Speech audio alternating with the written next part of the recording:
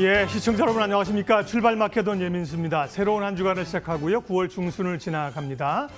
코로나19와 싸우고 있고 우리가 함께 싸우지만 시장도 그렇고요. 지난주는 또 미국의 기술주의 변동성 때문에 긴장한 주간이었습니다. 지난 금요일도 사실 우리 시장이 이렇게 강하게 좀 돌리지 못한 이유는 금요일 날 미국 증시가 어떻게 될 것인가 하는 거였는데요. 초반에 이제 상승 출발을 좀 했어요. 안도감을 가졌는데 역시 자고 나니까 또 기술주들은 좀 밀려나는 불안감들을 가져서요.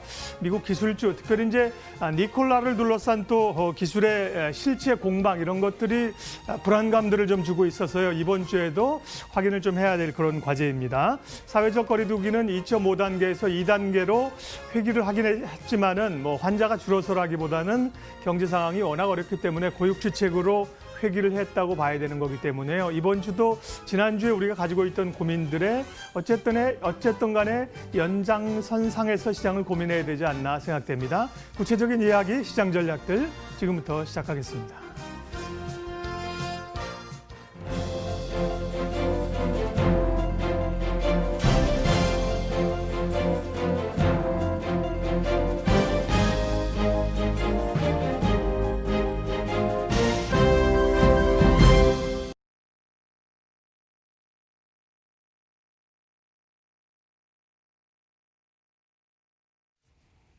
예, 금융시장이 특별히 우리 시장은 그래도 안정감을 갖는데요. 미국 시장이 여전히 요동치면서 변동성이 큰 구간들을 갑니다. 이번 주에도 중요한 변수라고 말씀드렸는데요. 예, 시장 집중 분석 말씀드린 이슈와 함께 또 이번 주 시장을 어떻게 대응할 것인지 오늘은 인모스트 투자자문 장재창 대표님 특별히 방송에 모셨습니다. 대표님 어서 오십시오. 네, 안녕하십니까. 그러게요. 미국의 이제 기술주들이 워낙 사실은 숨가쁘게 달려왔는데요. 네. 변동성이 좀 커지고 있는 구간입니다. 어떻게 판단하세요? 일단 시장의 문제라고 보여지지는 않습니다. 네. 예, 이 시장이란 거는 강세장이냐 약세장이냐 이런 방향성 같은 얘기로는 크게 약세장으로 돌아서거나 반대로 어떤 꺾였다거나 이런 건 아닌 것 같고요. 저희는 이제 종목 문제라고 보고 있는데요. 예를 들어서 테슬라나 니콜라나 이런. 네, 맞습니다. 예를 들면 제가 이제 블룸버그에서 내놓은 기사에 보니까 지나간 8월 한 달 동안에 그 하루 평균 종목 콜옵션 거래 그 규모가 어마어마하더라고요. 예를 들면 애플은 하루에 400만 건, 예, 아마존은 14만 건, 이런 식으로 보도에 소프트뱅크의 옵션 콜옵션 투자 얘기도 나왔지만 예. 그쪽은 오히려 작고요. 아주 주요 종목들에 걸린 개별 옵션 거래가 너무나 커서 그거에 의한 영향이 워낙 컸다고 보고요. 이런 옵션 거래가 사실 대규모 기관 거래보다 훨씬 3배 정도 많은 걸로. 근데 이제 만기는 2주 정도 짧은 거라서 네. 이런 종목 변동성은 이제 시간을 끌면서 지나가지 않을까 그렇게 보고 있습니다. 네, 그러니까 몇 종목에 국한된 상당한 관심과 투기적인 매수 그런 포지션들이 변동성을 불러왔다. 맞습니다. 예, 이렇게 네. 보시고 네. 시장 전반적인 흐름에 대해서는 아직까지 상승세가 꺾였다고 추론하기에는 이르다. 예, 왜냐하면 이 시장의 상승 동인을 생각해 봐야 되는데요. 네. 예를 들면 코로나가 어느 정도 직접적인 그런 피해를 주는 부분들이 관리가 되는 그러면서 경제 지표들이 증명되고 있기 때문에 네. 그 부분이 더 나빠진 건 없는 거죠. 오히려 미국 같으면 이제 숫자는 좀 더 좋아지고 있는 걸로 알고 있고요. 그런 다음에 시장을 올려놨던 게 이제 통화 정책에 의한 유동성인데 그렇죠. 이 부분도 지난주 통해서 AIT도 발표되고 해서 특별히 연준이 유동성을 흡수하거나 뭔가 다른 정책을 쓰는 걸로는 전혀 보이지 않기 때문에 이 팩트도 변한 게 없고요. 세 번째 이제 재정 정책에 의한 어떤 시장 상승인데 재정 정책 돈을 정부가 푼 거나 이런 부분에서 아직 이제 미국 같은 경우 5차 발표가 아직 안 됐지만 곧 발표가 나올 거라고 보니까 네. 이런 부분들이 변화가 없는데 기술주가 움직인 걸로 보기 때문에 시장 요인이라기보다는 종목 요인으로 보고 있는 이유가 될 것 같습니다. 다행스럽습니다. 과거에 이제 버블이 생겼다가 꺼지는 시점에 보면 뭔가 이상한 일이 좀 생기거든요. 네, 그렇죠. 니콜라처럼 기술이 네. 나중에 보니까 다들 실체가 없었다더라 이런 조그만 단초가 사실 네, 급락한 비슷한, 경우가 많았거든요. 맞습니다. 조금 긴장하고 있는데 네. 지금은 어쨌든 시장의 흐름들은 대전제로 열어놓는다고 말씀하시니까 조금 편하게 얘기할 수 있을 것 같고요. 자, 그럼 이슈들 이번 주에 FOMC 미팅이 있습니다. 지난번에 그 잭슨홀 미팅 중에서 평균 물가 목표제 이런 게 이제 네. 연준이 시장에 상당 부분 유동성을 공급하고 저금리로 가겠다는 거를 좀 확인해 준 그런 시그널이었잖아요. 맞습니다. 네, 이번 주에는 관련해서 어떤 걸 좀 주목해야 될까요? 이번 FOMC에서 사실 시장은 기다리고 있는 건 유동성에 대한 강한 어떤 추가나 유동성에 대한 발표를 기다릴 것 같습니다. 왜냐하면 네. 지금 기술주로 흉흉하기도 하고 시장 자체가 기다리고 있는 부분은 어차피 시장 유동성에 의해서 많은 부분 상승한 거니까 추가적으로 유동성을 좀 더 부여하는 정책을 발표할 거를 기다리겠지만은 사실 지난번 6월달 조정 시에는 연준이 바로 구원투수로 등판을 했었습니다. 네. 근데 이번에는 글쎄요, 저는 그러진 않을 걸로 보여지고요. 유동성에 대한 부분은 다행히 시장에서 만약에 조금 더 이제 긍정적으로 생각할 수 있는 거는 국채 매수 같은 이런 사실상은 지금 최근에는 연준이 사고 있는 양을 줄인 것처럼 보이거든요. 그렇기 그렇죠. 때문에 네. 예, 이 유동성이 어느 정도 계획이 있다라는 부분들을 정확하게 말해주기만 한다고 해도 예. 시장은 안도할 것 같고요.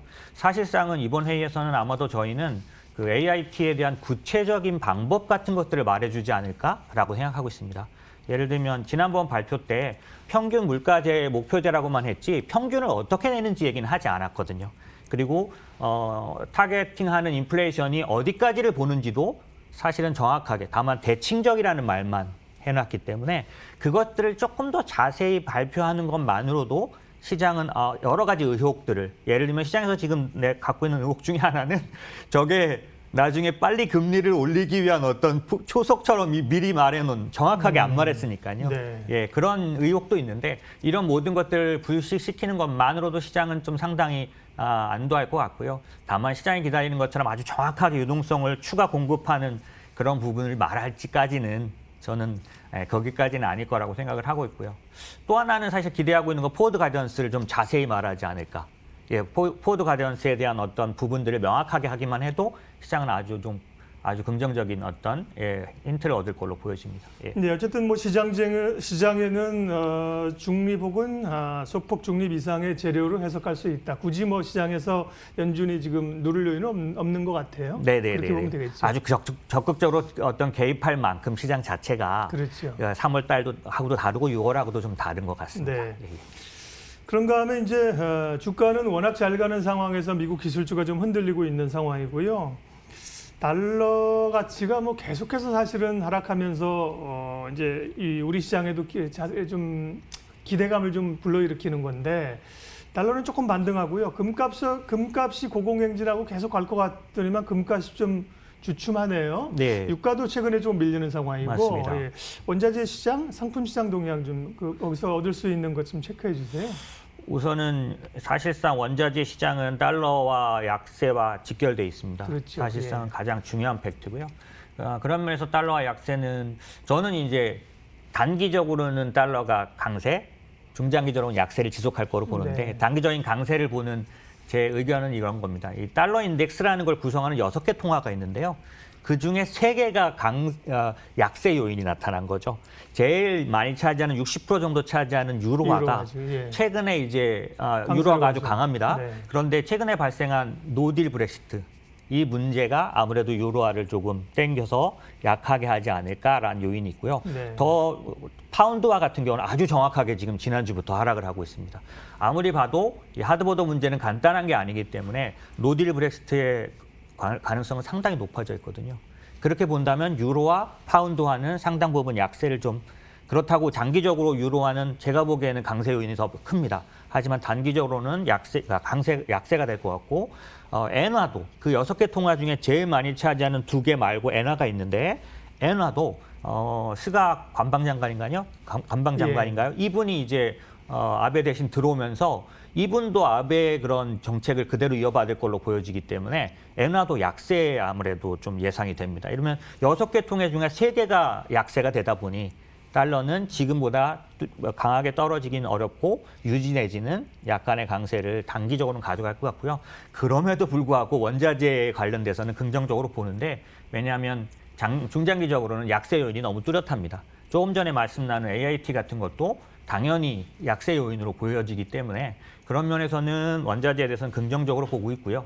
그중에서도 이제 금 같은 경우는 이런 유동성에 의한 초과 수요라기보다는 유동성에 의한 투자적인 그런 어떤 이걸 시장에서는 투기적으로 말하는데 어떤 이런 수요에 의한 금값 상승 외에도 사실 지금 시장을 움직이고 있는 가장 큰 요인, 금리, 실질 금리 하락 요인. 이 요인 때문에 인플레이션이죠. 이 문제 때문에 금은 앞으로도 추가적으로 상승할 수 있는 여력이 상당 부분 있다고 보고 있습니다. 예. 예, 여기 역시 뭐 큰 흐름상의 추세는 계속 가는 거네요. 달러화는 이제 유로나 여타 통화가 조금 약세로 가면서 일시적인 강세. 네, 맞습니다. 금가격은 일시적으로 흔들리지만 추세적으로는 역시 상승 네, 예, 패턴을 상승을 보고 있습니다. 계신 겁니다. 예, 예. 유가는 사실 최근에는 뭐 한 30대 후반 40달러에서 그냥 계속 가면서 네. 별 관심이 없었는데 네. 한 지난주부터인가요? 다시 뭐 하루에 7%씩 뚝뚝 떨어지면서 조금 불안한 국면으로 갑니다. 유가가 여기서 밑으로 어쨌든 더 많이 내려가면 시장에는 좀 부정적입니다. 불안한 거죠. 네, 맞습니다. 네. 이거는 디플레이션 공포를 네. 일으키기 때문에 당연히 코로나 때도 느꼈던 것처럼 마이너스 유가 같은 충격적인 그런 부분들은 시장에 굉장히 큰 영향을 주는데요. 저희가 보기에는 이번에는 그럴 것 같지는 않습니다. 급락 네. 우려는 상당히 적은 편이고요. 이제 뭐 그 두 가지를 볼 수 있는데 일단 경제 지표나 이런 부분들이 좋아지면서 실제 수요에 대한 부분이 나쁘지 않다. 그러니까 아주 좋은 상태는 아니지만 코로나 때처럼 그렇게 부정적이진 않다. 두 번째는 이제 그 오펙 플러스의 그런 공급 조절 능력이 상당 부분 우호적으로 보여집니다. 그렇기 때문에 이게 급락이나 이런 부분들은 크게 나타나지 않을 것 같고 미국의 공급 관련해서도 아주 크게 우려되는 상태는 아닙니다. 그래서 유가는 뭐 지금 좀 떨어져 있긴 한데 이게 아주 급락 그런 어떤 시장에 큰 영향을 줄 만큼 움직이지는 않을 걸로 보고 있습니다. 예. 자, 이제 국내 증시 얘기를 좀 하겠습니다. 국내 증시는 미국 증시가 사실 지지난주처럼 그렇게 급락할 경우는 과거 같으면 우리가 사실 더 변동성이 컸는데 네네네. 뭐 미국 증시가 4%, 5% 떨어져도 국내 증시가 1% 이내에서 마감하고 네. 상당히 유동성의 힘들이 강한 상황인데요. 이런 미국 증시하고의 달리가는 디커플링이 계속 갈 것이냐, 네. 그리고 이제 수급상 또 개인들이 계속 받칠 수 있겠느냐. 네. 기관들은 좀 파는 것 같고 연기금도 그렇고 맞습니다. 외국인은 네. 언제 돌아오느냐 네네네. 궁금증이 많습니다. 네, 일단은 저희 시장이 미국 시장 조정 기간 동안에 더 긍정적일 거라는 부분은 저는 그렇게 생각하고 있습니다. 그거는 이제 어떤 면이면 디커플링을 만약에 이제 미국이 지금 흔들릴 때 디커플링이라는 뜻으로 말씀하신 거면 그럴 것 같다. 네. 그 이유는 첫 번째는 이제 개인 투자자들의 그런 유동성 부분이 틀림없이 중요한데요. 왜냐하면 사실은 옛날에 개인 투자자들은 이런 식으로 주도주들을 주로 많이 사는 이런 패턴의 투자를 하지 않았었습니다. 근데 현재는 거의 정말 스마트하다고 말할 정도로 주도주도 사고 그다음에 소위 말하는 언택이 아닌 컨택 앞으로 좋아질 것 같은 민감주도 같이 사는 그런 모습들이 있기 때문에 충분히 이 시장에서 과거와 같은 어떤 역할을 하지 않는 노이즈가 되는 게 아니라 오히려 주도권이 있을 건데 이 부분이 미국 시장에 비해서 저희 나라 주도 업종이나 또 주도주들의 어떤 포텐셜이 더 좋습니다. 왜냐하면 가격 부담도 상당히 조금 미국보다는 덜하고요. 네. 주도주 BBIG라는 쪽도 사실은 올랐지만 그래도 미국에 있는 주도주들에 비해서는 그렇게 부담이 없는 상황이고 또 하나 포텐셜이 요즘 나타나고 있는 게 이제 삼성전자 통해서 나타나는 그 삼성전자 단독은 비메모리 그 파운드리 관련된 호재지만 사실 전체적으로 한국은 그 파운드리 통한 그쪽보다는 메모리에 더 영향을 많이 받는데요. 이 메모리가 요즘 약간 움직이고 있습니다. 9월 들어서 디램 현물 가격이 오르고 있는 그런 것들 때문에 최근에 외국인이 삼성전자 하이닉스를 산다고 하면 제가 보기엔 그런 거 아닐까라고 생각이 들고요. 그런 측면에서는 이런 긍정적인 얘기들 때문에 미국이 잠시 조정을 하는 동안에 한국은 오히려 디커플링 된다면 디커플링 될 것 같다라는 거고요. 그다음에 질문 주신 외국인은 언제 돌아오나 이 부분에 대한 말씀은 사실은 이건 개인적인 부분일지 모르겠습니다만 제 의견은 외국인이 한국에서 순매수로 나타나지 못했던 부분은 공매도 금지 때문이 또 있었다고 봅니다. 왜냐하면 사실은 무차익 거래, 그러니까 무위험 거래를 할 수 있는 상황이 공매도 금지 때문에 예를 들면 선물 매수하고 현물 매도하면 외국인들 입장에서는 아주 안전한 수익을 거둘 수 있는 그런 구간이 주어졌었기 네. 때문에 지금까지는 외국인은 현물 매도로밖에 나타나지 않았던 거죠. 선물 매수를 하면서 했기 때문에. 그런데 이제 그 요인이 이번에 연장되면서 아주 이제 정리가 돼서 시장의 포지션이 평온을 되찾는 상황이 됐기 때문에 이제는 외국인도 그 아비트라지 거래를 주로 하지는 않을 것 같다. 그런 측면에서는 순수한 현물 매수 거래를 하게 될 텐데 그 부분에 있어서 제가 긍정적으로 보는 건 조금 전에 말씀드렸던 메모리 쪽이 좀 좋아지고 있다. 예. 근데 전 세계에서 메모리 관련돼서 투자할 때 한국을 빼고는 얘기를 할 수가 없는 그런 상황이다 보니 메모리 시장이 좋아질 때 한국을 먼저 살 수밖에 없는 상황 때문에 외국인도 아마도 한국에 대한 관심을 갖고 매수로 참여를 할 것 같고 조금 전에 말씀드릴 때 저희가 전통적으로는 외국인이 매수는 환율로 봅니다. 워낙 강세여야지 외국인이 들어오게 되는 거죠. 그런데 현재는 그게 주어져 있고, 근데 지금까지 주어졌는데 왜 안 들어왔느냐라고 할 수도 있는데 그 부분은 모든 건 아니지만 사실은 최근에 신흥국 통화가 강세지만 전 세계 신흥국 어디에서도 외국인 매수가 강한 곳이 별로 없습니다. 과거에 유동성 장세에서 신흥국 통화가 달러 약세에서 올라올 때 외국인들이 상당히 신흥국을 샀던 때하고는 전혀 다른 모습? 그런 모습이 지금 광범위하고 나타나고 있기 때문에 사실상 한국만 안 사고 있다 이렇게 생각되지는 않고요. 오히려 이제 메모리 반도체의 움직임 때문에 오히려 한국은 외국인이 좀 더 관심을 갖지 않을 것인가라고 생각을 하고 있습니다. 네, 단기적으로는 공매도를 이제 전 종목에 대한 6개월 금지, 이것도 사실은 우리의 어떤 글로벌 위상에 비하면 센 건데 그걸 네, 6개월 지금 더 한다. 외국인들이 네네. 상당히 좀 부담스럽게 생각하면서 혹은 표현이 좀 그렇습니다만은 신뢰를 좀 훼손할 것도 같은데 그와는 좀 다른 논리로 네. 받아들이면서 이제 현물 쪽에도 좀 살 게 있다면 반도체직이 좋아진다면 살 수 있을 걸로 보셨고요. 네. 주도주 얘기 좀 모아서 하고 전략하겠습니다. 결국 이제 그동안의 시장은 주도주가 있어야 된다. 맞습니다. 그게 이제 BBIG로 대표되는 성장주였는데 최근에 이제 뉴딜 펀드 얘기가 나오면서 뭐 수소나 뭐 이런 쪽에 이제 풍력이나 바람이 좀 불고 있습니다. 다만 많이 오른 감도 있고요. 예. 과연 이제 시장의 주도주는 뭐가 될 것인가? 이번엔 다시 이제 컨택이 될 것인가? 어떻게 보세요? 아직 컨택을 얘기하기에는 빠른가요? 여러 가지로 네. 좀 빠른 것 같고요. 다만 이제 얼마 전까지 있던 일방적인 흐름은 좀 바뀔 걸로 보는데요. 네. 왜냐하면 좀 약간 특이한 일인데 미국에서 자동차 판매가 아주 잘 되고 있습니다. 네. 예, 한국의 자동차는 지금 그거하고 다르게 수소 현대차를 통한 수소 테마 움직임이지만 미국도 이제 자동차가 굉장히 판매가 늘고 재고가 부족하고 이런 것들을 보면 사실 이게 다른 이유거든요. 예를 들면 미국 같은 경우는 근교로 나가는 흐름이 너무 많아서 주택도 그래서 움직이고 있고요. 네. 예, 그런 것들에 의한 자동차 매수가 굉장히 높고 그런 것처럼 KB증권에서 이거 하이브리드라고 불렀더라고요. 예, 언택은 아니지만 예, 컨택도 아닌 기존의 컨택주인데 하이브리드 요소를 가져간 쪽들. 예를 들면 월마트처럼 기존의 오프라인 그런 개념인 것 같지만 온라인을 구비했을 때 네. 서프라이즈를 낼 수 있는 네. 우리가 이마트가 그런 거잖아요. 맞습니다. 그렇죠? 이마트가 네. 그렇습니다. 현대차가 그렇고. 네, 맞습니다. 그런 쪽들을 저는 이제 오히려 노려보는 게 좋겠다 이렇게 생각을 하고 있습니다. 예. 그러면 이제 시간이 조금 더 그 부분 자세하게 얘기했으면 좋을 텐데 시간이 없어서요. 그러면 좀 마무리를 좀 하셔가지고요. 지금 말씀하신 시장의 방향성과 함께 조금 노려볼 만한 섹터 종목을 해서 조금 결론 내려주시겠어요? 네.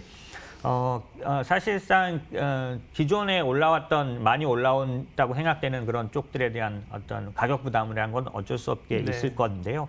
하지만 이 시장 자체가 차별화가 앞으로도 계속될 걸로 봅니다. 그래서 저는 기본적으로는 기존의 BBIG에 대한 의견, 주도 업종이 바뀌지 않았다. 그리고 이거는 지속될 요인이다라고 생각하니까 지금 신규로 사실 때도 그런 부분을 바라보시는 게 좋을 것 같고요. 다만 이제 만약에 가격 부담이 있어서 주도 업종이나 좋아 보이는 쪽으로 못 들어간다고 하면 업종 투자를 해보는 건 어떨까라는 네. 생각입니다. 이번에 그 K뉴딜에 관련해서도 이제 지수가 5개 정도 네 부분하고 나왔고 그다음에 요게 ETF로 나오는데 네. 저희는 ETF만 주로 하는 자문사기 때문에 그런지 네. 몰라도 섹터 투자를 상당히 추천합니다. 개별 종목의 리스크를 좀 넘어서면서 예를 들면 지금 제가 메모리 쪽이 좀 좋아진다라고 말하면 이럴 때는 반도체 업종 ETF를 타이거도 있고 코덱스도 있으니까 이런 쪽들을 사실은 이런 전략들이 어떨까 생각이 들고요. 마찬가지 K뉴딜에 대해서도 저는 이제 K뉴딜 지수 중에서 제가 보기에는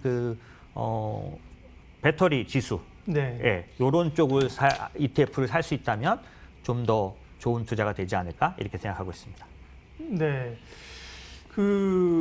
보면 이제 약간 퐁당퐁당하면서 가는 것들이 이제 두더지 게임 같잖아요. 네, 종목을 잡다 보면 말씀하신 것처럼 배터리 중에서도 얘가 하루 올랐다가 사면 밀리고 저쪽이 또 떨어지는 이런 흐름 맞습니다. 때문에 이제 어려운 건데요. 그러기 위해서는 이제 그런 리스크를 줄이기 위해서는 섹터 자체를 산다. 그게 맞습니다. ETF인데 네. 주로 이제 인머스트에서는 그런 그 ETF를 통한 섹터 전략을 많이 맞습니다. 가지고 계시는 섹터와 거군요. 테마 ETF들을 주로 하는 해외 ETF 위주의 그러시군요. 투자를 하고 있습니다. 예, 시간이 조금 더 있는 걸 제가 착각을 해가지고요. 네네. 그러면 이런 분들이 있을 것 같습니다. 섹터를 사면 그건 알겠는데 종목 주도주 한두 종목이 쫙 가는 것만큼 좀 탄력이 좀 떨어지는 거 아니야? 재미가 없는 거 아니야? 이렇게 생각하실 수 있을 맞습니다. 것 같은데. 네. 말씀하신 것처럼 그런 부분은 틀림없이 좀 확실한 어떤 느낌이나 이런 건 좀 작은 편이죠. 네. 적극적으로 오르는 것 같지는 않아요. 하지만 위험은 상당히 많이 줄여집니다. 예를 들면 요번에 미국에서 니콜라 얘기도 막 나오고 있지 않습니까? 예. 이런 식으로 우리가 이런 식으로 터질 줄 어떻게 알았겠습니까? 지난주까지 오를 때 같은 경우에는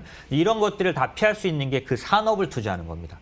수소차 산업을 투자하는 거죠. 네. 예, 그러면 그 안에 니콜라는 아마 상당히 높은 비중이었긴 하겠지만 이번에 이걸 통해서 어려움이 혹시 생기더라도 이 투자에 있어서 아주 이거를 뭐 커다란 손실로 돌아오는 그런 상태가 되지는 않습니다. 마찬가지로 반도체 네. 업종, 그다음에 배터리 업종에 대해서도 사실 여러분 주가 딱 보면 너무 부담스럽습니다. 많이 올라서. 예. 네. 하지만 시장은 희한하게도 과거나 지금이나 역시나 주도 업종이 훨씬 더 많이 갑니다. 가죠. 예. 그렇기 때문에 주도 업종을 투자하는 건 주도주를 투자하는 것만큼이나 아주 좋은 투자다 이렇게 보여집니다. 그리고 이제 과거에는 이제 ETF 투자가 국내 시장에는 사실 조금 제한은 있습니다. 투자할 네. 만한 것들이 왜냐하면 국내 시장이 세계 시장을 선도하는 건 아니기 때문에. 네, 맞습니다. 그런데 이제 해외 쪽도 꼭 테슬라 니콜라가 아니라 해외 좋은 ETF들이 굉장히 많더군요. 굉장히 많습니다. 예, 네, 네, 그런 전략들을 병행하게 되면 해외 증시도 같이 가져갈 수 맞습니다. 있고. 아주 네. 좋은 말씀이시고요. 네. 현재는 저희는 어떻게 보고 있냐면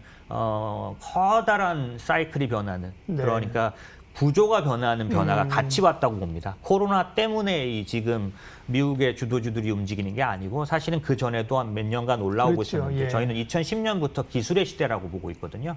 그렇기 때문에 이 큰 변화에 개별 종목이나 기존에 있는 섹터로 대응하기는 좀 어려워서 조금 전에 말씀하신 섹터 ETF와 함께 해외 ETF 중에 가장 좀 많이 활발하게 성장하는 것 중에 테마틱 ETF라는 게 있습니다. 예. 이거는 아직은 업종으로 굳어주진 않았지만 새로운 시대에 맞춰서 업종화된 그런 섹터를 투자하는 그런 새로운 방법이어서 예를 들면 클라우딩 컴퓨팅 인덱스 같은 것들 예, 이런 것들은 상당 부분 아주 좋은 예, 그런 투자 방법이라 이런 것들을 좀 병행하신다면 아주 좋은 투자 전략이 네, 옛날에 이렇게 획일적으로 예를 들면 뭐 음식료, 자동차 이렇게 나눠 네, 운송 여러 개 나눴던 게 섹터죠. 아니라 네. 새로운 트렌드를 반영하는 맞습니다. 그런 그 ETF를 만들고요.